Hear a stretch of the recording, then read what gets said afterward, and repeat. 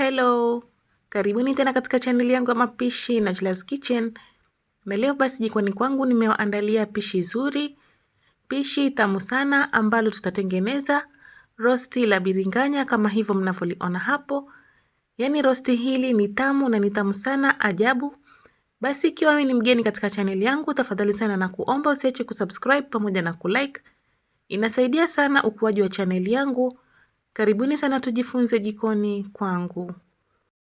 Naam, na katika video yetu ya leo utahitaji giligilani au dania kiasi. Pia utahitaji bilinganya za kiasi chako, mie nimeeka bilinganya 4. Utahitaji hoho au boga moja, na pia utahitaji nyanya 3. Utahitaji na kitunguu maji cha kiasi kimoja, na pia utahitaji na saumu punje 5. Na hapo basi hakikisha kuwa umeosha kila kitu chako vizuri. Chukua bilinganya yako na ushambue kama hivyo na ukate slice ndogo ndogo, na utaendelea kukata vitu vyote vingine hivyo hivyo. Na baada ya hapo teleka sufuria yako jikoni, utaweka mafuta ya kula kiasi cha robo kikombe, na baada ya hapo utaweka kitunguu maji. Hapo basi uhakikishe kitunguu chako hakiwivi kwa sana, kinatakiwa tu kiwive kiasi. Na baada ya kitunguu chako kuiva kama hivyo, utafuatilia na kuweka bilinganya yako. Na baada ya kuweka bilinganya yako, koroga vizuri kila kitu chako ulichokiweka humo kipate kuchanganyika vizuri.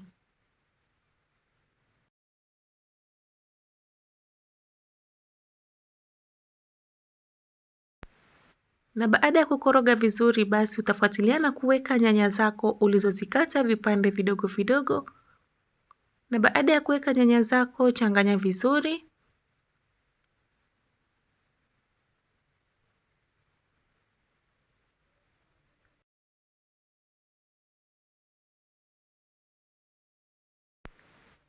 Ikiwa umependa video hii mpaka hapa, tafadhali na kuomba usiache kuniachia like yako.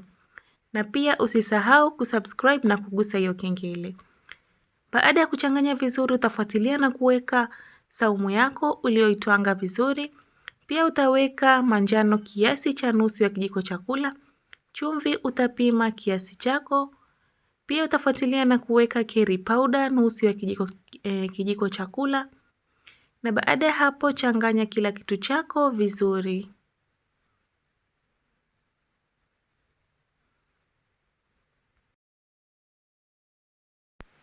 Mahitaji yote nitawekea hapo chini katika description box ili usiweze kusumbuka.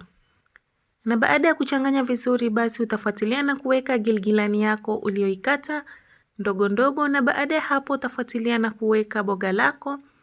Sikutaka kuweka boga mwanzoni, nilitaka kuweka mwisho kwa sababu sikutaka ya wive sana.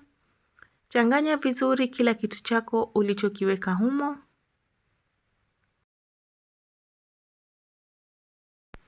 Baada ya kuchanganya vizuri, punguza moto wako na uhakikishe kuwa moto wako ni wa chini.